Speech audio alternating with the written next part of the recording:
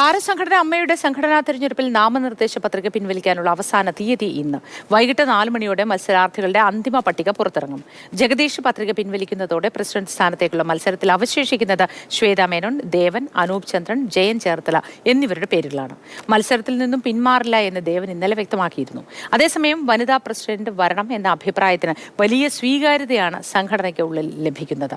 Pradeep Joseph വിശദവിവരങ്ങളുമായി നമുക്കൊപ്പം ചേരുന്നു. Pradeep, good morning. അമ്മ സംഘടനയിൽ ചരിത്രത്തിൽ ആദ്യമായ ഒരു തെരഞ്ഞെടുപ്പൊക്കെ വരികയാണ്. ആരൊക്കെയായിരിക്കും ഇനി പത്രിക പിൻവലിക്കുക? അല്ലെങ്കിൽ എല്ലാവരും ഈ പത്രികയിൽ ഉറച്ചു തന്നെ മുന്നോട്ട് പോകും, തെരഞ്ഞെടുപ്പിനെ അഭിമുഖീകരിക്കുമെന്ന് തന്നെയാണോ?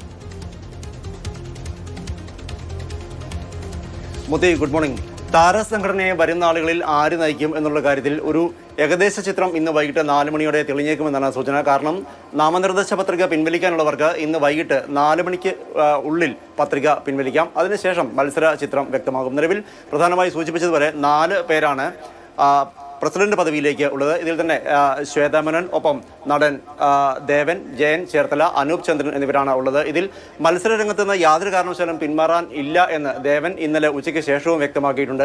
മമ്മൂട്ടിയുടെയും മോഹൻലാലിന്റെയും സുരേഷ് ഗോപിയുടെയും ഒക്കെ പിന്തുണ തനിക്കുണ്ട്.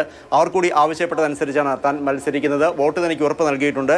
സംഘടനയെ ശുദ്ധീകരിക്കുക തന്നെയാണ് തന്റെ ലക്ഷ്യമെന്നുള്ള നിലപാട് പറഞ്ഞുകൊണ്ടാണ് ദേവൻ മത്സര രംഗത്ത് ഉറച്ചു നിൽക്കുന്നത്. അതേസമയം ഈ ഒരിക്കലും പിന്മാറില്ല എന്ന് ദേവൻ വ്യക്തമാക്കി. മറ്റ് 3 പേരും പിന്മാറില്ല എന്ന് തന്നെയാണ് നിലവിലുള്ള സൂചനകൾ. ഈ അധ്യക്ഷ പദവി കഴിഞ്ഞാൽ ജനറൽ സെക്രട്ടറി പദവിയിലേക്കാണ് ഏറ്റവും ശക്തമായ മത്സരം നടക്കുന്നത്. ജനറൽ സെക്രട്ടറി പദവിയിലേക്ക് കുക്കു പരമേശ്വരൻ, രവീന്ദ്രൻ, ബാബുരാജ് എന്നിവരാണ് മത്സരിക്കുന്നത്. ഇതുകൂടാതെ തന്നെ പ്രസിഡന്റ് പദവിയിലേക്ക് മത്സരിക്കുന്ന അനൂപ് ചന്ദ്രനും ജയൻ ചേർത്തലയും ഉൾപ്പെടെ ജനറൽ സെക്രട്ടറി പദവിയിലേക്ക് പത്രിക നൽകിയിട്ടുണ്ട്.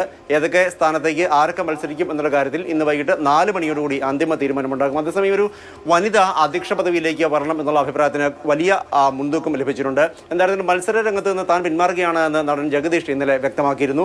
വൈകിട്ട് 4 മണിയോടുകൂടി മത്സര ചിത്രം ഏതാണ്ട് തെളിയും. ശരി, പ്രദീപ് ജോസഫാണ് വിശദവിവരങ്ങൾ നൽകിയത്.